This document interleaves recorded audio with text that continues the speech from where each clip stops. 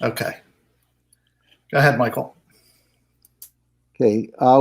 Welcome to our 3-Minute Therapy podcast. I'm Dr. Michael Edelstein. I'm here with my co-author of 3-Minute Therapy, David Ramsey Steele.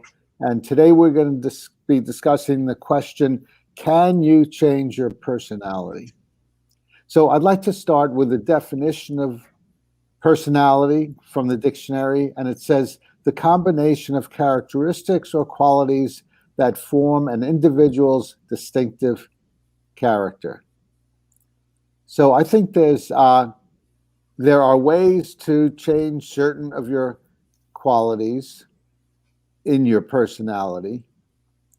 I don't think it's possible to change your entire personality, though, but you can develop an area of expertise, learn a musical instrument, become an expert on the works of Shakespeare, which you weren't formerly. Or you can use REBT, Rational Emotive Behavior Therapy, to go from being largely reserved, quiet, and shy to more outgoing. But I think you would still have the same basic tendencies to be reserved, if that's the thing, or have a tendency toward depression if you've had lifelong depression and you largely uproot it using rational emotive behavior therapy or other methods. David, what's your opinion about that?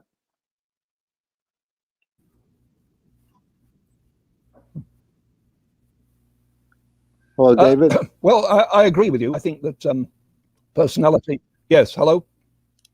I lost you for a while there. Can you hear me?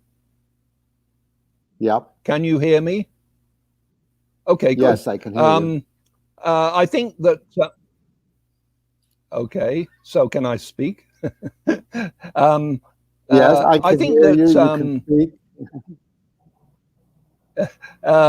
It's a major personality change is difficult and tends to be slow where it does occur.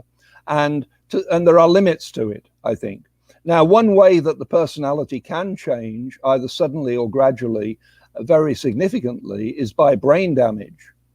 And the brain damage may be slow, like the onset of Alzheimer's, or it might be like the famous case of Phineas Gage in the 19th century, who was working on some outdoor works, and there was an explosion, and it sent an iron rod through his head. And he survived in complete sort of physical fitness, but his personality changed. And people who knew him before and after this accident said that he was no longer the old Phineas Gage, that his personality had changed. So I think brain damage can change your personality. Now, religious conversion is an example of that we're all familiar with, of a personality change. But in most cases of religious conversion, I've observed a number of cases of this, and I don't think the fundamental personality just does change. It simply manifests itself in other ways. What do you think about that, Michael? I agree with you. I agree. There's always a tendency. Let's take a client of mine, for example, who was largely born depressed. He had a genetic predisposition toward depression, and he tried medication, antidepressants. He even tried electroshock therapy, and it didn't help. And then I taught him the 3-minute exercises, which sometimes is called the ABCs, where you outline what the situation is you're depressed about, what you're telling yourself, what your must and should is that's making you depressed, such as I must do well or perfectly well, or life must not have one hassle after another. So you write that out, and you write down reasons why that must is false or self-destructive, and you work on it on a regular basis. And he was doing that, and he got dramatically better. And he started by doing 5 3-minute exercises a day. And then he went down to 3, and it was still doing quite well. But when he went down to 2, his depression started to emerge again. So he found that doing three-minute exercises every day was a ticket to keeping the depression at bay. And that illustrates, David, as you're saying, he still had that tendency for depression, but he was able to largely, not entirely, but largely overcome it. Right. The point here is that if you do change your personality, and you're not going to get a stake through your brain or something like that, you do it in a more moderate way. It takes practice, repetition, reinforcement, learning how to identify the beliefs that are causing your depression, anxiety, anger, procrastination, or addictions, and question, challenge, contradict those ideas. Show yourself that those ideas normally come from demands, absolutes, musts and shoulds, and musts and shoulds are only fictions humans invent in their own head. They don't exist. So it means working against that, not only by questioning the irrational beliefs, but by pushing yourself again and again and again to take risks. If you have public speaking anxiety, push yourself to give talks publicly again and again and again while working on changing your thinking. And it's the combination of both that's most likely to be effective in getting you to change over the long run. That's over the long run with a lot of work and practice. Right.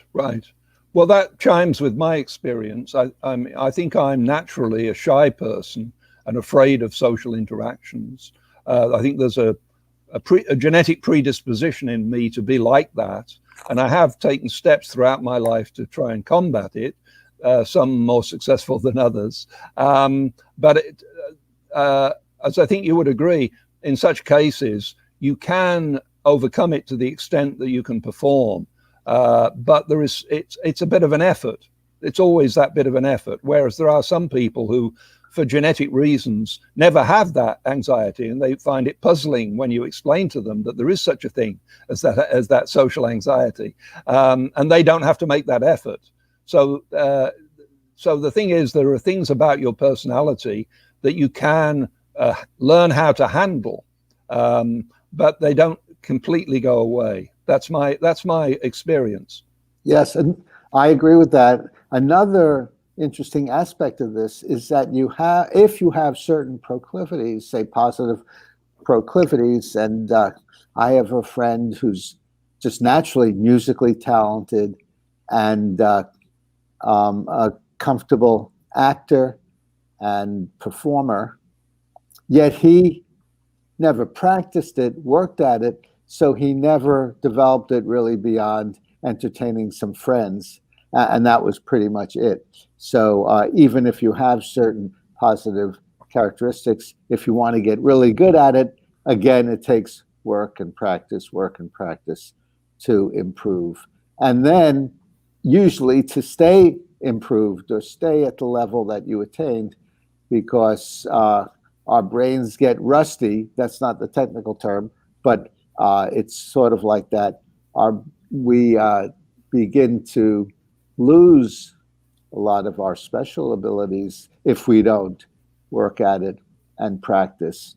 I had two friends who came here in their 20s from different countries, one from China, one from Italy, and they learned English here. And they found that the Italian found her Italian was getting rusty, and the Chinese person found her Mandarin was getting rusty because she didn't have a chance to use it. They didn't have a chance to use it and practice it.